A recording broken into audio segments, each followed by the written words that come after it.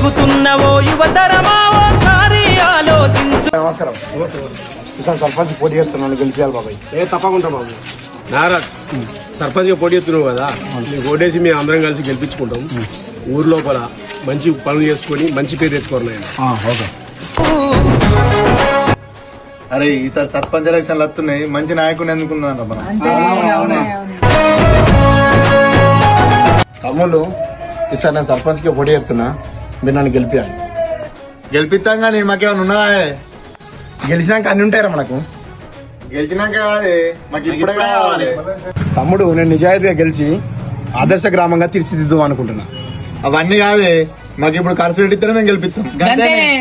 తమ్ముడు కొద్దిగా అందరినీ చూసుకుంటాం. ఏమంటారా? చూసుకుందాం.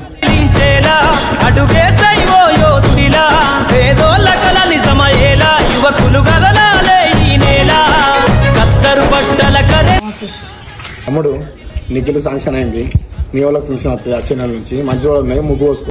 సరే అన్న. అరే సర్పంచ్ ని గెలిపించుకున్నాం కారా, మనలో మంచి పనులు చేస్తున్నాడా, మనడ కట్టి కూడా చెప్పి చెప్పించుకుందాం. పారి నమస్తే సర్పంచ్ సార్. తమ్మి ఏం పనిగా వచ్చిరు మీరు? మాడగట్టికి సిసి రోడ్లు లేవు, మోర్లు లేవు, అందుకోసమని వచ్చినాం అడుగుదామని. చేపిద్దాం గానీ మనిషికి 10,000 జమ తీసుకురాది. అవి గట్లేదు కంటున్నావే, గవర్నమెంట్ నుంచి లేరా పైసలు? గవర్నమెంట్ నుంచి వస్తాయి కానీ మీరు ఉత్తగానే ఓట్లేసారు నాకు. మీరు బిర్యానీ మంచలేదా మీకు? అగో గాడగట్టలోకి వేస్తావు కానీ మాకు వేయవా?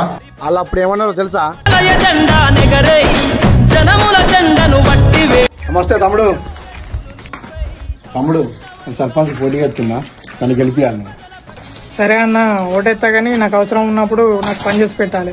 ఓకే తమ్ముడు. 5 సంవత్సరాల దాకా మీరు అడగద్దు, ఇక్కడికి పోలి. పడితే మా ఆడగట్ట అభివృద్ధి అంతా. డబ్బులు తీసుకొని ఓటేసే ముందు ఆలోచించండి, మీరు అమ్ముకునేది ఓటును కాదు, మీ 5 సంవత్సరాల జీవితాన్ని.